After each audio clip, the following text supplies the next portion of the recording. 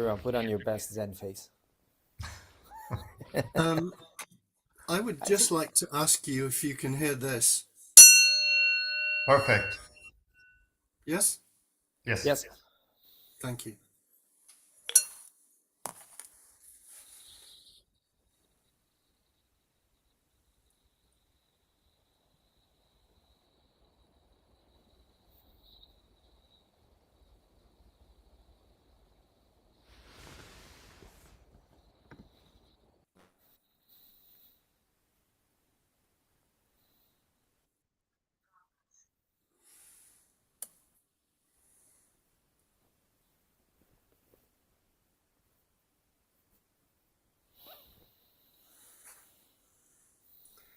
I think we've reached the hour.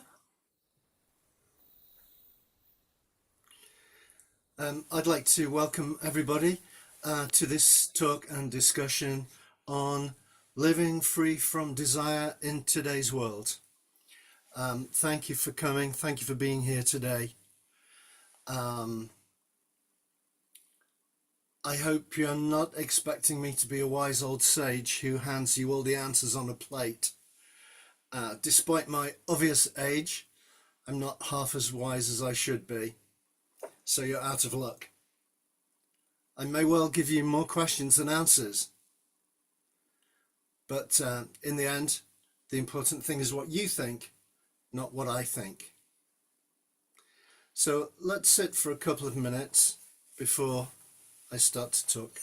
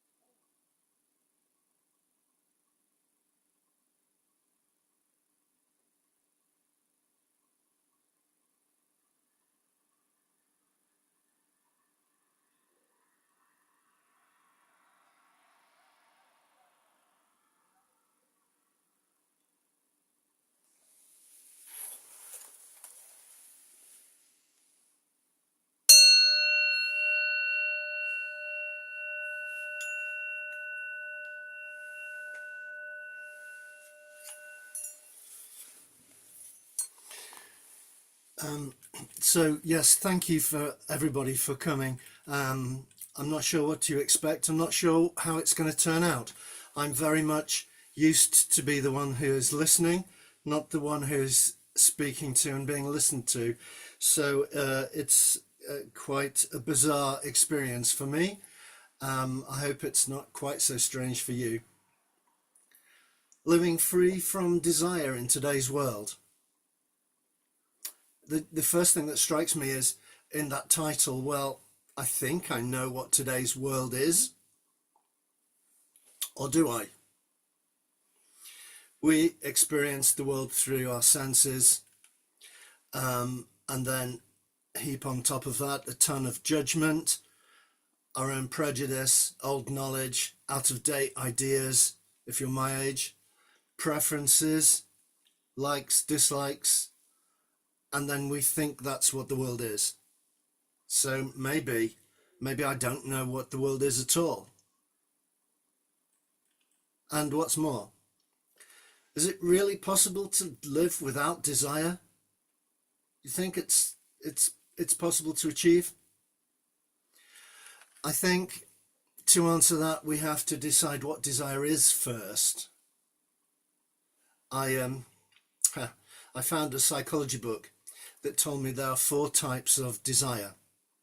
I read all about them, how they work, how they govern us, unseen, without us being aware of their presence. So there's physical, including hunger and thirst, intellectual intellectual desire, the desire for pursuit of knowledge, curiosity.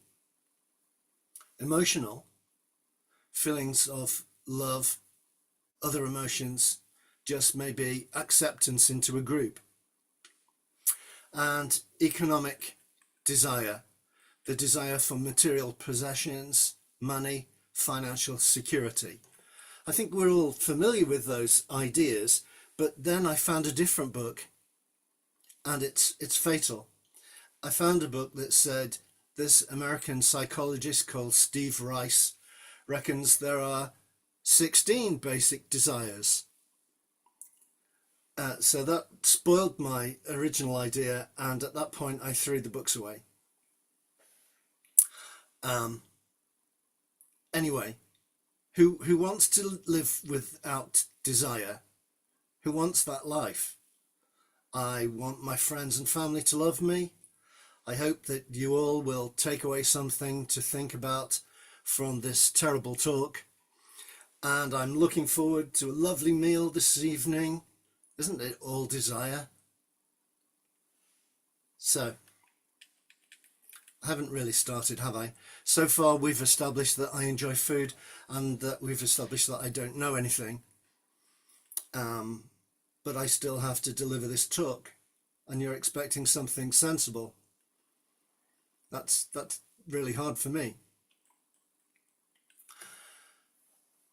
The modern world. Whatever year we were born, whatever society we live in, West or East, 2025, 1825, 1325, humans seem always to submit to their desires.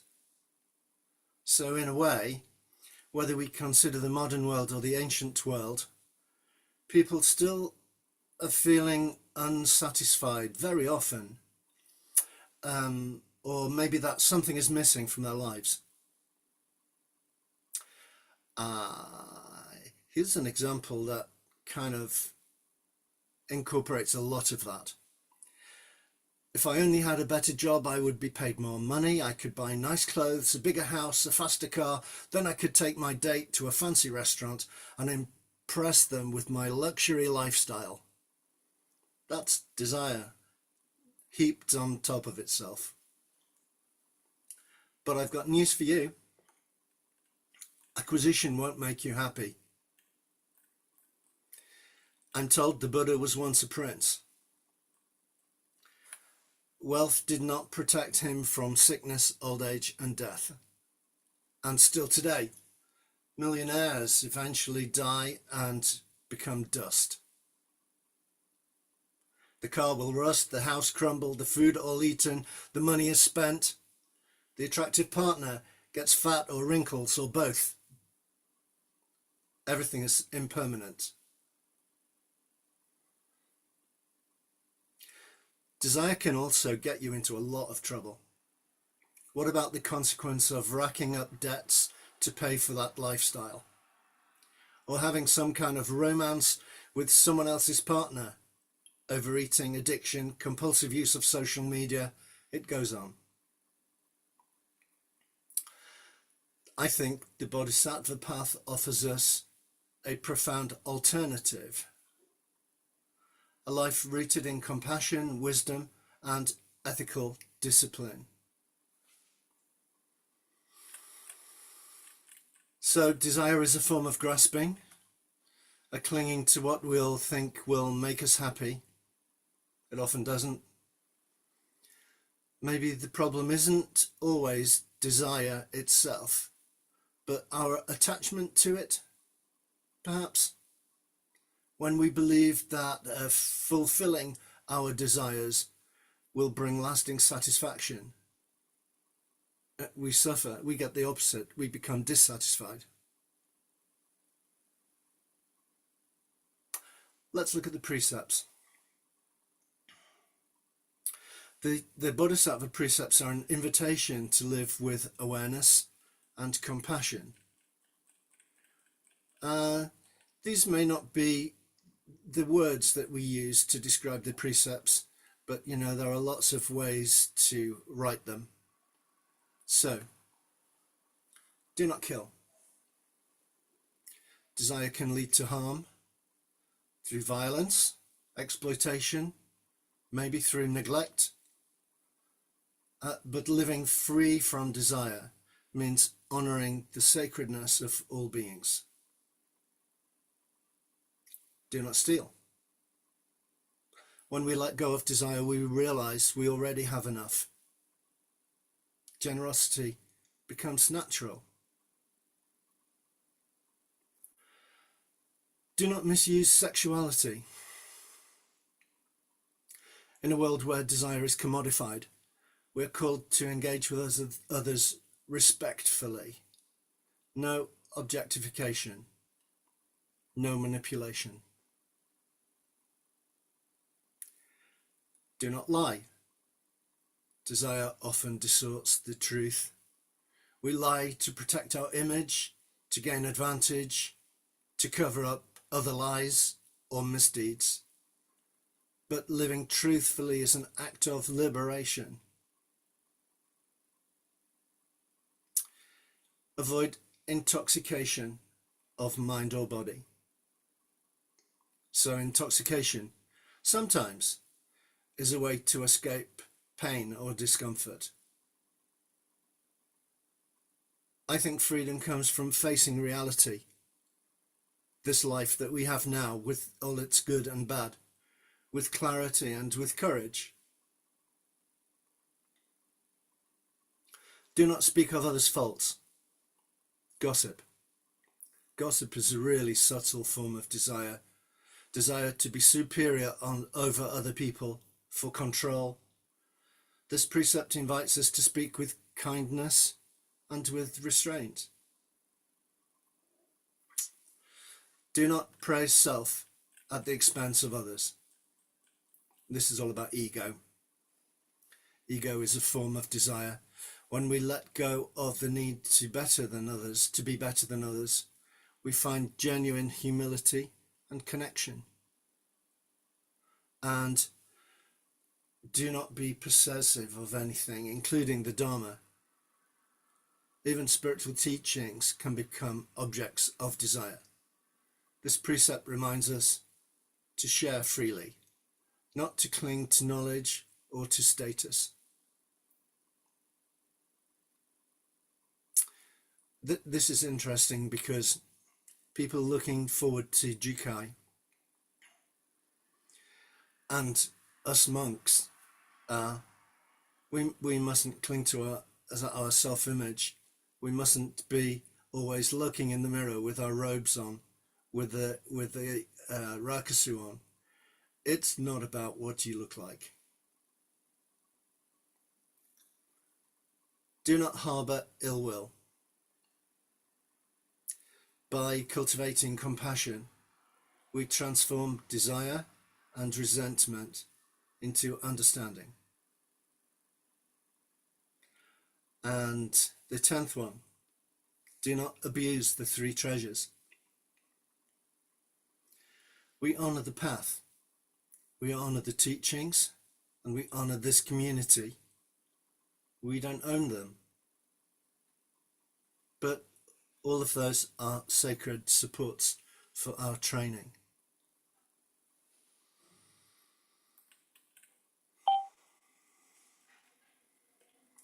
How do we live these precepts in a world that seems to reward desire?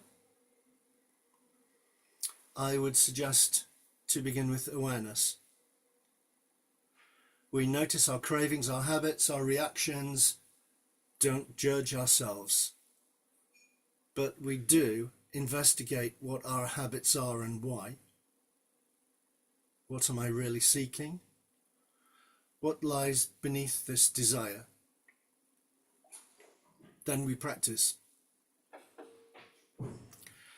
We sit facing a wall in this present moment. We're kind to people.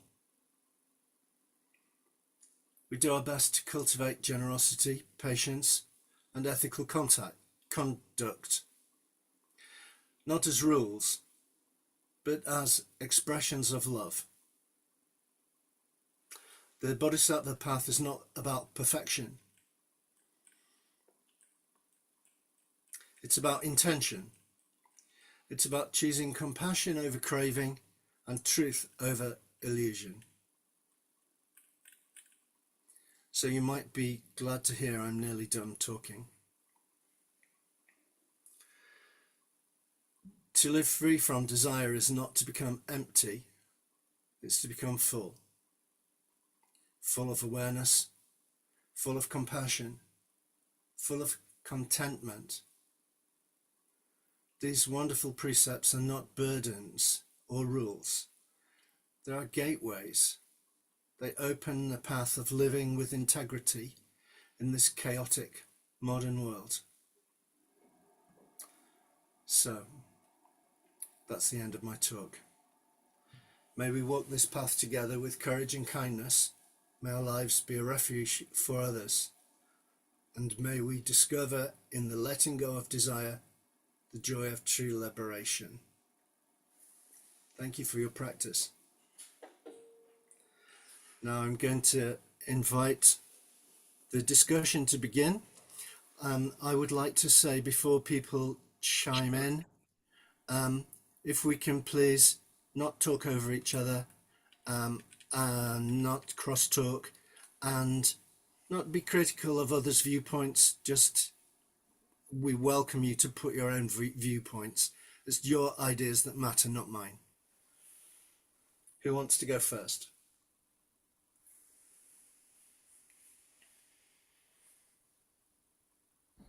So before there is no one saying anything, I would try. Thank you, Seiko. I really liked how you put the world of desire kind of as being empty, if I understood it right near the end. So at least that is what I took from it, that when I'm filled with desire, I'm empty because I'm on the search, I'm on the hunt. There is nothing I have, there is just I want. And that being open to what happens, not desiring anything, but just be aware of everything is being to the fullest in a way. I like that this is such a positive, at least to me, way of looking at it, and not this way of getting rid of my desires means getting rid of all the fine things I could have. So thank you.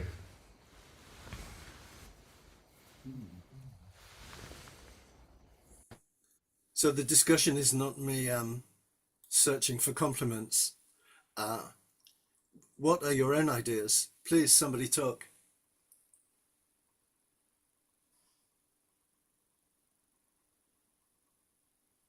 If it's okay, I'd like to make a comment. Of course. Yeah, so first, thank you, Seiko, for the talk. I appreciated it very much. The thing that stood out to me, or that kind of came up in my own mind during your talk, was a conversation I had had with my spouse a long time ago about, I feel like the game of modern society is rigged in an economic sense. And what I mean by that is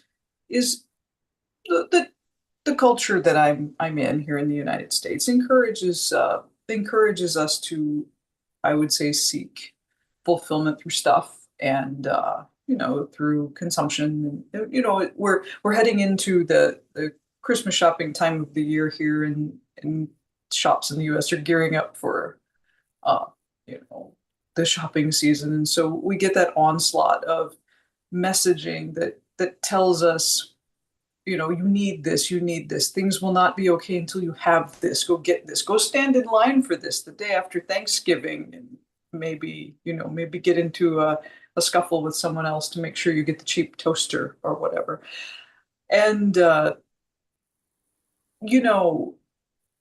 it's easy to get pulled along by that. And I know in my life, I definitely have been at times. And it was one of the things about the Dharma that just makes me realize that it's so very precious, and that this path is so very valuable, is that the ability to begin to step back and see a glimmer of, well, but maybe I don't have to do that. Maybe I can see that for what it is, and not not buy into it, not buy the message that's being sold there, that I won't be a full, complete person until I have this toaster or whatever it is, you know.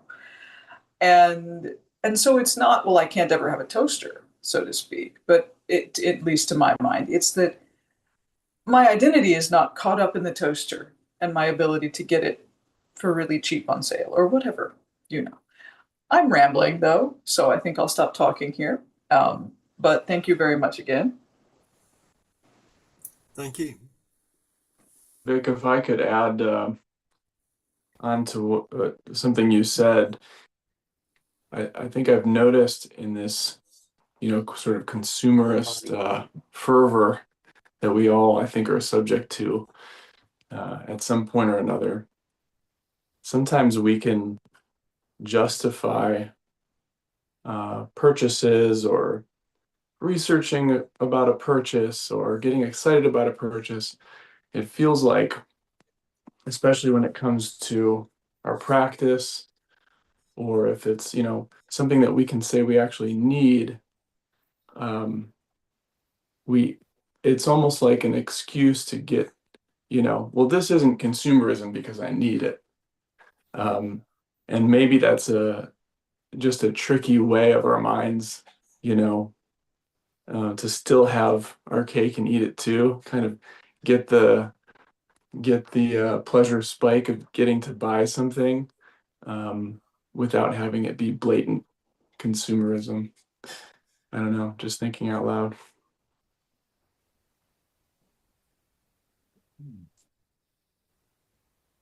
Thank you, Seiko, for your talk, and everyone for your time and your comments. I think it's very hard to live without desire, but one way that I've kind of worked through it in my own mind is if you follow some of these billionaires who are able to satisfy any desire they could come up with, whether it be go to space or have a global corporation. But if you look at what they all do after they've satisfied all their desires, is they start investing in longevity research. They want to live longer. So I feel like if the ultimate desire is to just live longer, why spend your time chasing these desires and just live your life while you have it?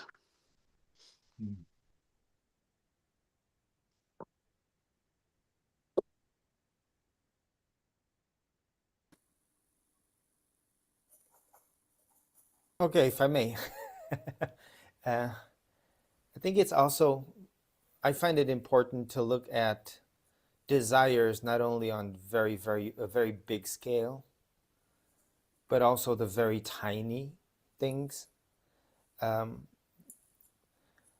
When we think of being free from desire, I think we always think of letting go of things, having less of something, kind of a lacking of something. But the Bodhisattva has a desire, right? The Bodhisattva is a Bodhisattva because of a noble desire. And the Buddha taught for 40-something years because of a noble desire to teach the Dharma to others. And we go to the cushion and we continue to engage in practice because of a noble desire. I think, to me, there's one thing that, as you were all talking, I remembered one of our reflections from the verse of the meal during Oryoki. The third of the reflections says, I consider greed to be the obstacle to freedom of mind. So I think, to me, that's where it ties, right? Desires can be so many small things. And ultimately, it's about whether it's an expression of greed or not. Do I really need more of this? Do I really need this in particular? Is this the appropriate thing for this moment? Is this more than I actually should have? And what determines what I should have? And that freedom is the freedom of not being entirely pulled into one direction or another, or grasping at this thing and that thing and this thing and that thing, whether it's big or small. Because that, to me, the idea of greed leads immediately to intoxication. That's how we end up intoxicated. You can't just have one little bit of this thing that might be a little harmful to you. No. You like it, we enjoy it, so we gotta have more of it until the point where it completely takes over. So it's to think of being free from desire, to me, cannot be one thing. I have to look at it through every single other thing that exists. The way Seiko, I loved the fact that he managed to go through all of the precepts and somehow showed that you cannot look at one precept on its own and not immediately drop into all the others. So I appreciated that. So that can you hear me? I Yeah. know okay. That has me thinking, now I like that you pointed that out, that we cannot in this life live without desire. So then does it become freedom in this life from all desires, or is desire a thing that we mindfully and skillfully use?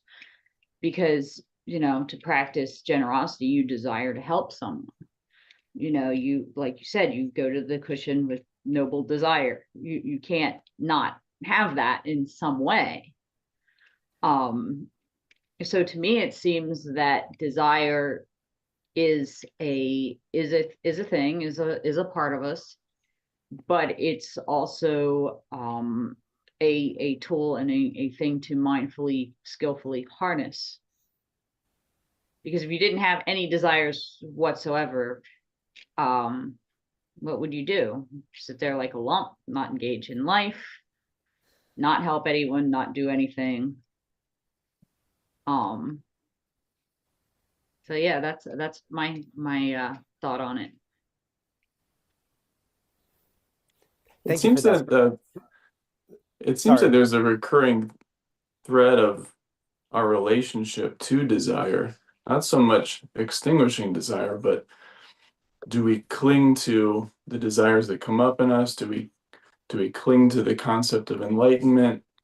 Like Seiko mentioned, clinging to the Dharma, right? Whether it's purchasing books or obsessing how we look.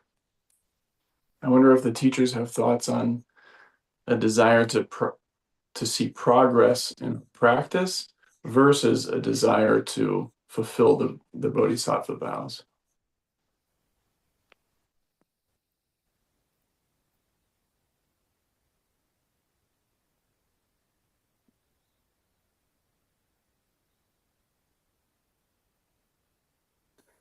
Can I share a one short story I heard before? Imagine that you're in woods and it's dark and it's cold and it's raining. You're hungry, and in the distance you see the light, and there is a little house. You approach the house, there's a fire, they give you a blanket, they give you a bowl of soup, something warm to eat, and you're completely satisfied and happy.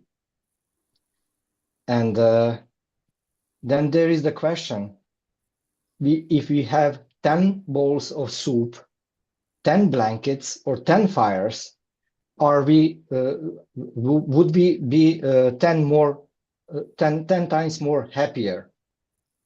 And this is the desire for basic things. They are okay, but if we are go over that desire to have more and more, then the suffering starts. So, thank you.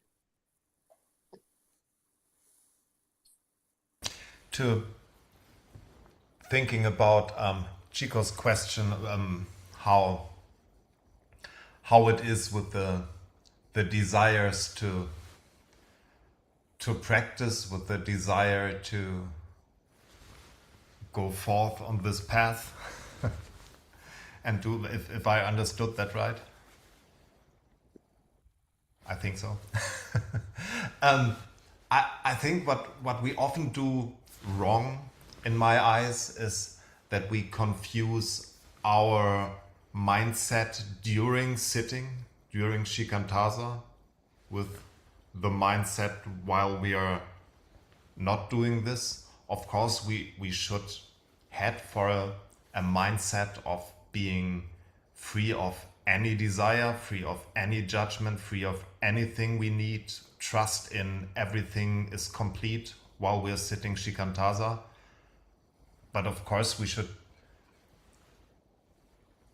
head for practice. We have a reason to practice. Our reason to practice is that, in my eyes at least, that we are this kind of animal that has cravings and desires, and of course we should practice to keep ourselves in check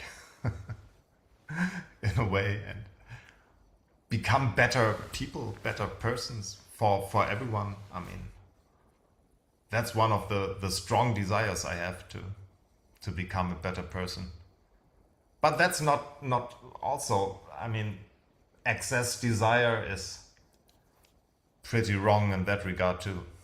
I mean, if I don't do anything else than hovering wholly above the ground, and that wouldn't be alive anyway. I mean,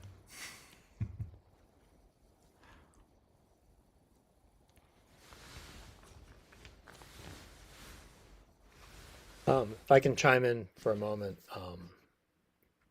this is great, and thank you, Seiko, for the talk and for everyone's comments so far. It's given me a lot to chew on already. I keep coming back to sort of differentiating between desire, as we're talking about, there's a desire to live, I mean, and to exist, so to speak, and selfish desire, or desire that feeds the ego. And this takes me back to, I think Bjorn said it, about focusing on the little things sometimes. And that's kind of where I've been lately too, with food, for example. There's a desire to eat, to sustain life. So, in trying to be aware of when I'm hungry, is my body craving nourishment, or am I craving pleasure and taste? Oh, cookies, good example. Does the body need a cookie? No. Does it need nourishing food? Sure. So there's being aware of not just what I'm eating, but that little glimmer of desire, that triggers the feeling. Where's it coming from? And I don't have the answers, but that's just something I'm trying to work on. Or on a bigger thing, the desire for warmth. We're talking about the fire and needing to be warm, blankets. So when I go out and I purchase clothing or a jacket to be warm in the New England winters, am I buying something to be warm, to protect the body? Great. am I also looking for something that, ooh, it's going to make me look good as well? Well, now there's something else is coming in there too. And what's that piece of desire? That's another desire on top of that core desire. So it's multi-layered, which isn't much to say other than it's complicated. And I think we all recognize that. Um, and in some ways, while it's challenging, I also find it fascinating to work with because it's just, you just never know what you're going to find as you cultivate that awareness off the cushion as well, um, to seeing what's driving these desires. Is it just sort of that the universal desire? I don't have a better word for it. I feel like we need a different word for sort of like existing desire versus selfish desire or ego-driven desire. Maybe somebody has a better term, please. But I don't know. And again, not much there, but other than to say, I just find it a fascinating practice to investigate those layers of desire and what's triggering my actions, and then what's the result afterwards? Do I simply satisfy a desire and I move on and I don't even think about it? Or is there a feeling of pride that I achieved something? Or is there a feeling of guilt that I went too far with the desire? Um, anyway, rambling, but it is fascinating. So I appreciate the discussion here. Thank you. Second, thank you. Um, I think you're absolutely right. Language is a big problem, isn't it? And maybe if we had more words that were more accurately used. Desire is a word that encompasses so much, but there's desire for things that are unhealthy and unhelpful and cause harm. And then there's, I would say, hope could be used for some of the things that we are saying are desires. The hope to live a life that's helpful to other people, useful. Yeah, it's an interesting one, isn't it? But maybe it's we trip ourselves up because of our own use of language. I love this connection that was made here between some of the comments. What Seikan says, I think need is a nice way to start. We have needs of different kinds. And on top of that need, I think looking at myself as you all were speaking, my mind was like completely racing into all of these different things, connecting what you guys were saying. And really, sometimes it all begins with a basic need. Like Seikan said, I need warmth. And that need, acknowledging it, means I can go and I can start to look for a way to become warm because I need warmth. And then what Chikio said at the beginning, that was to me like the ignition on a spaceship. It just went like that in my mind since you spoke. Truly, I think it's a matter of the freedom that we seek, that we're talking about, is not the lack of, but not to be controlled by, not to be the prisoner of the desires, right? I have a need for warmth, and that helps me figure out, okay, why am I cold? How do I fix it? But then if I don't get heat, I'm so unhappy, I'm so destroyed. Oh, life is not worth living because I don't have heat. I think that's a whole different level. That's a whole different thing. Now I'm being controlled. Now I'm being a prisoner of that desire or of that need, whatever craving, whatever you want to call it.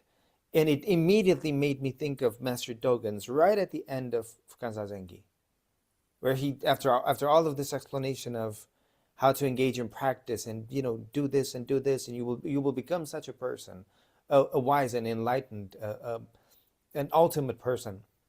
And at the end he says, and at that point the treasury is going to open and you can use it as your own will. And to me, I think that ties nicely into what Chika was saying. When there's that wisdom that comes from understanding what's a need and what's attachment to a need, then I'm not a prisoner of that anymore.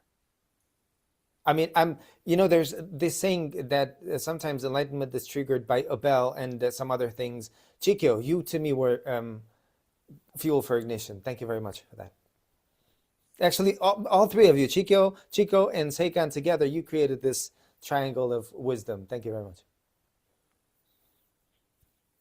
And Stefan with your story.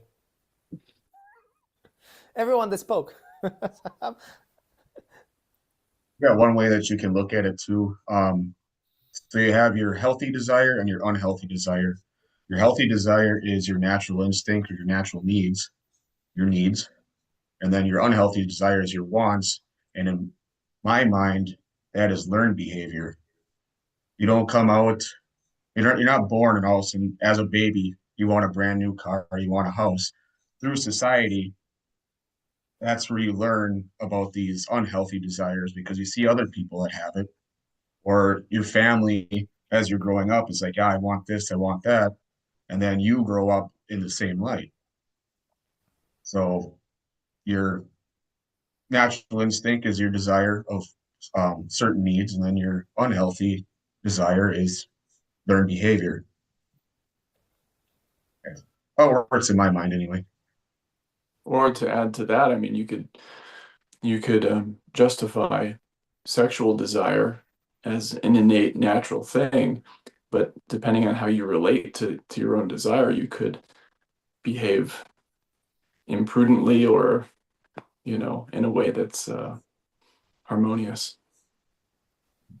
Well, and as Vic touched on earlier, and I think someone else as well, we live in a society that enforces this need for desire, because we live in this society where everybody else's livelihood depends on us wanting things. So we're just bombarded with endless advertisements, and of course the whole Christmas shopping season that I am not looking forward to. But we constantly, now we've got TikTok and influencers and Instagram and all this, pretty much every minute of every day. Even just driving down the highway, you've got billboards, and every time I go to the gas station, they've got music playing, but then as soon as I walk up and activate the gas pump, the music shuts off and an ad starts playing. It's like you can't get away from this constant barrage of telling you that you need to have these unhealthy desires. So finding, getting yourself free from that, that is a real challenge, because you're right, we're not born with that. We're not born wanting the latest television or iPhone or whatever it is, but our society enforces that idea in us.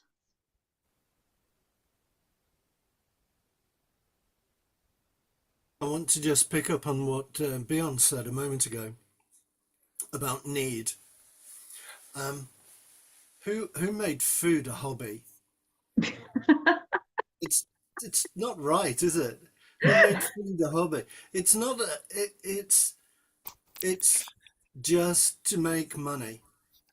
This idea of all the sweet things and the advertising and the hamburgers and the soda, and it goes on. It's just to make money. It's for people. It's to feed other people's greed. We practice. We eat to sustain our bodies, to enable us to practice.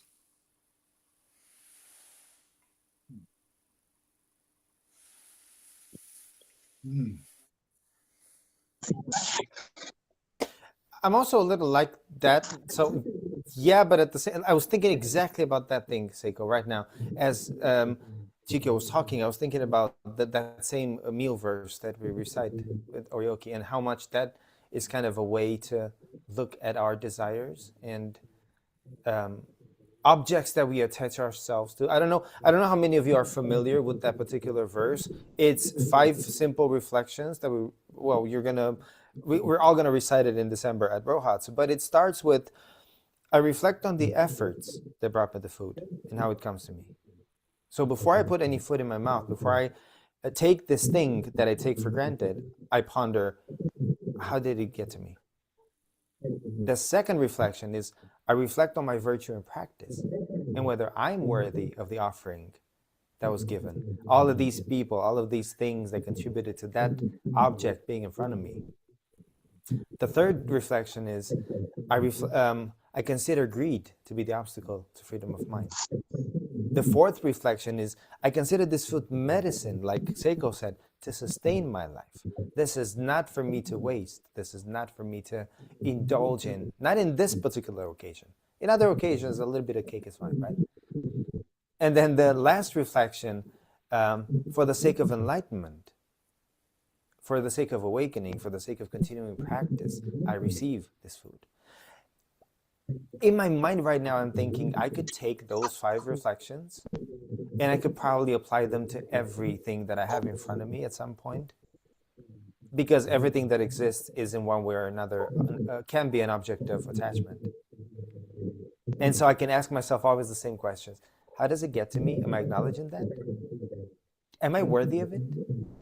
Am I greedy about it? And I think that's such a wonderful way of looking at how to work with our natural desires and desires in general. Thank you for bringing that up, Seiko. My favorite. Well, I love the oryoki, like the simplicity of it, and the food is nourishment in that sense, not something we eat to enjoy. Not that you can't enjoy oryoki, but I heard this story. I forget who told the story, but it was a couple of years ago. There was this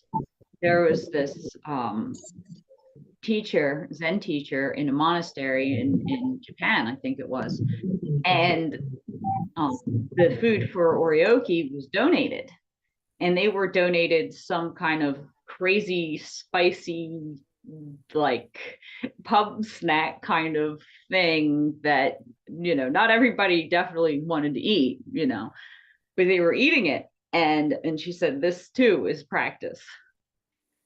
And my oryoki food skills are not great. The first time I did oryoki,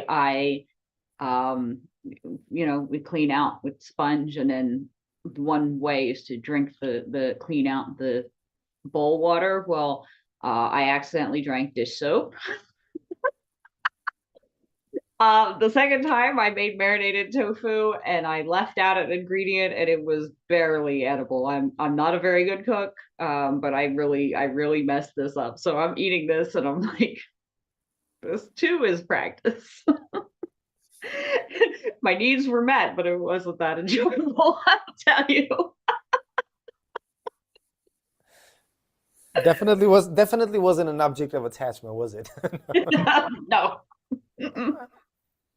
Nope. My first teacher years ago was a Thai forest monk, and they have one bowl, and everything is put into it together. So you can see a monk receiving his one meal a day, and it includes something like Victoria sponge and sardines in the same bowl. Oh no.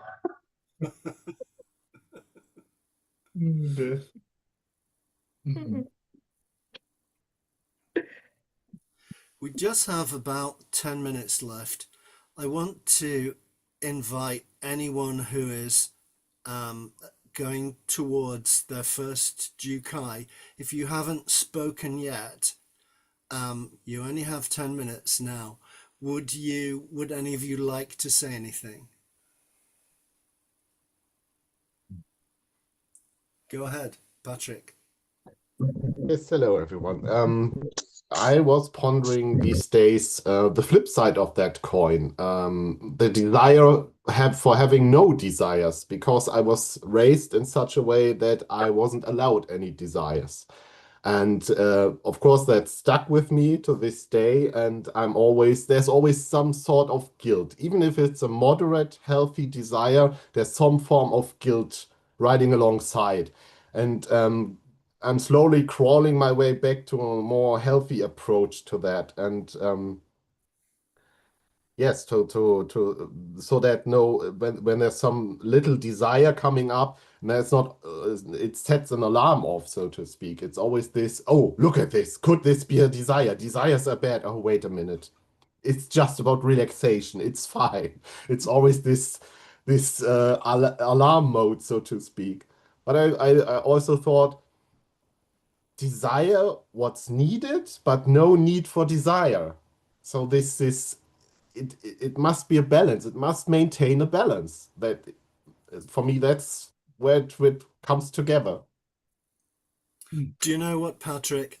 I'm only a novice, but I'm going to give you permission to throw your guilt in the bin. And it doesn't matter what Junde says about it, or Kote, or Onkai, you just throw your guilt in the bin. I'm totally fine with that, by the way. Will do so. Thank you. It's something that I thought about too. What you just said, Patrick. It's how, for me, everything we talked about, the desires and all the precepts, how they tie back into our practice of Shikantaza, into something where we kind of learn to spot things coming up in us, where we watch ourselves, where we see those little things that crawl up and want to grow into a desire, want to grow into a judgment, want to grow into something. And we learn to see it early and to put it away.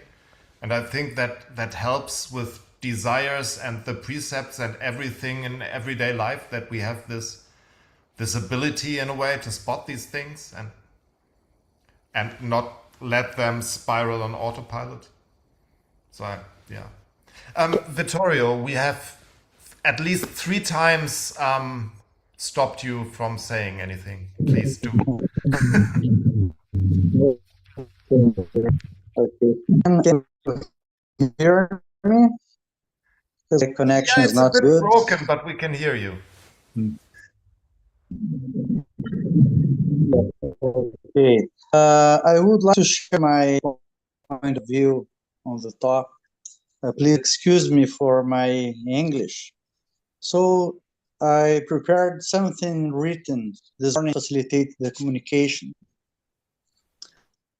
I imagine that Zazen and the practice itself is a great tool to free us from desires, or at least diminish them. Practicing mindfulness and seeing how each moment can be special for us to value the here and now and free from anxiety, consequently from desires. I think that by enjoying the present moment, we can carry out from addictions, sex addiction. In my view, these actions are caused simply by the mismanagement of desires. We should follow the middle path in related desires. It's all about. Thank you, Casual. Thank you. Gote, can I put a crown on your statement at the end? Can I just do this and say, Master Dogen said, to study the self is to forget the self. In Zazen, to forget. You're free. Yeah. And to be free of self is to be actualized by the myriad of things. So you're not free, empty, but you're full of everything. Yeah. I love how you tied that. Thank you. And Vittorio, middle way. Yes. Thank you for bringing that up. I really appreciate that.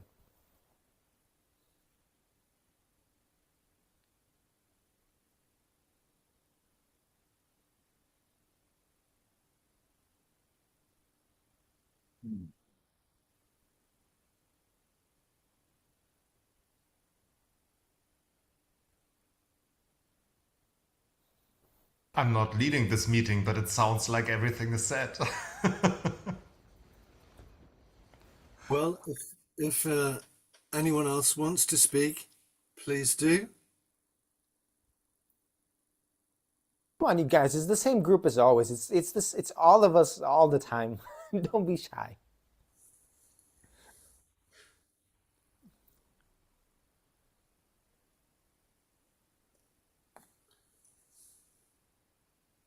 Okay. I think if we're done, we're done. Thank you ever so much for everybody, for your kindness in listening to me talking. It doesn't come natural to me, so I appreciate that you've been a great audience. Thank you. Thank you very Thank much, you. Hugo. Have a good day, everyone. You Thank too. you all. Take care. Thanks for coming, I'll see some everyone. of you Bye. later in a little bit. Take care. Bye. Thank you for coming. Bye-bye. Bye. Thanks for the talk. Bye.